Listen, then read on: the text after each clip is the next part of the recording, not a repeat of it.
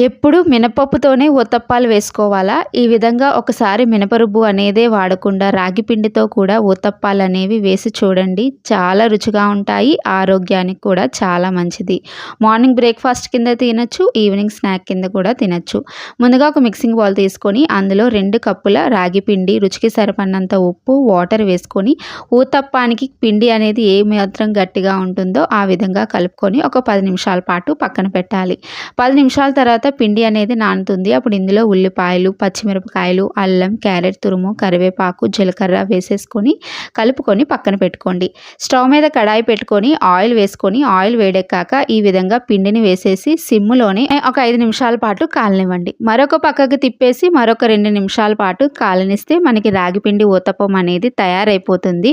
కొబ్బరి చట్నీతో, టమాటా చట్నీతో ఇంకా చికెన్‌తో కూడా సర్వ్ చేసుకుంటే చాలా బాగుంటుంది. మీరు కూడా ట్రై చేయండి.